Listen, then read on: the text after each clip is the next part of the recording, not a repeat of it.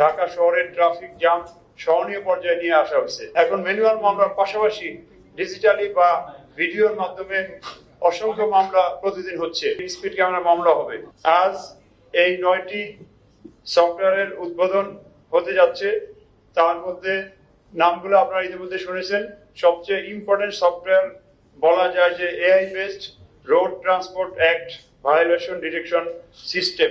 এই সফটওয়্যার বিশ্বের অন্যান্য দেশে হয়তো চলছে, কিন্তু সেগুলোর দাম অনেক বেশি। আমরা স্থানীয় প্রযুক্তি ইউজ করে স্থানীয় যারা ইঞ্জিনিয়ার তাদের সহায়তায় এই সফটওয়্যার তৈরি করা হয়েছে এবং সফটওয়্যার প্রোগ্রামের শেষ পর্যায়ে এবং কার্যক্রম আজকের থেকেই শুরু হবে। এই সফটওয়্যারের মাধ্যমেই আমাদের ট্রাফিক ব্যবস্থাপনার যে আধুনিক সিস্টেম শুরু হয়েছে গত কয়েক মাস আগে, তার যুগান্তকারী পদক্ষেপ হবে। এই সফটওয়্যার ছাড়াও আমরা ইতিমধ্যেই ট্রাফিক সংক্রান্তে বেশ কিছু আধুনিক এবং ডিজিটাল সিস্টেমে উত্তীর্ণ হয়েছি। তার মধ্যে একটা বলতে পারেন যে আমরা ইতিমধ্যেই ঢাকা মহানগরের অনেকগুলো ক্রসিং এবং এলাকায় রোড মডিফিকেশন করে বা ক্রসিং মডিফিকেশন করে প্রায় 70টার উপর এলাকায় ঢাকা শহরের ট্রাফিক জ্যাম সহনীয় পর্যায়ে নিয়ে আসা হয়েছে। তথ্য বলছে যে 2006 সালে ঢাকা শহরের গড় গতিবেগ ছিল সম্ভবত 21 কিলোমিটার, যেটা কমে কমে 2024 সালে এসে দাঁড়িয়েছে মাত্র 5 কিলোমিটার। তেলের ভোগান্তিতে ক্লান্ত? এখনই কিনুন রাইডো। এক চার্জে চলুন 100 কিলোমিটার পর্যন্ত।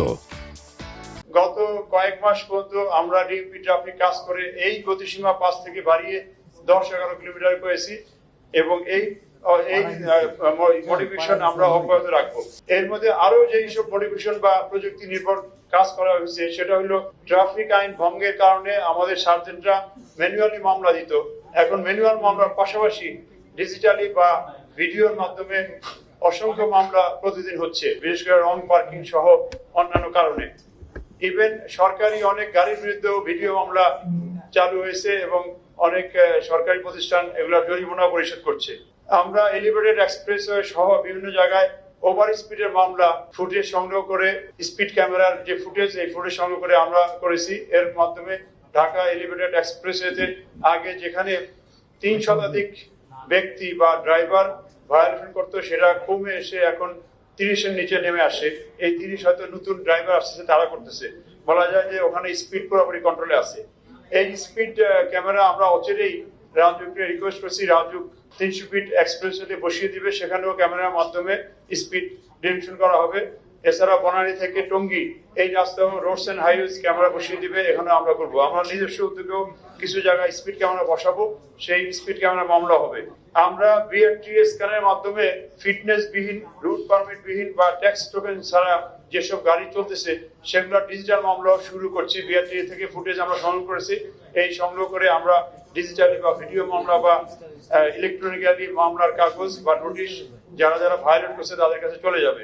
আমরা গত কয়েক মাসে যে কাজটা করেছি যে বিআরটি এর প্রায় 75 লক্ষ ড্রাইভার ডাটাবেজ বা 55 লক্ষ গাড়ির ডাটাবেজ, এই ডাটাবেজের সাথে আমরা এমইউ করে বিআরটিএ প্লাস পুলিশ হেডকোয়ার্টার বা ডিএমপি ট্রাফিকের মাধ্যমে এই ডাটাবেজ এখন আমাদের ইউজ করতে পারছি। এই ডাটাবেজের মাধ্যমেই ডিজিটাল মামলা আমরা ত্বরান্বিত করছি।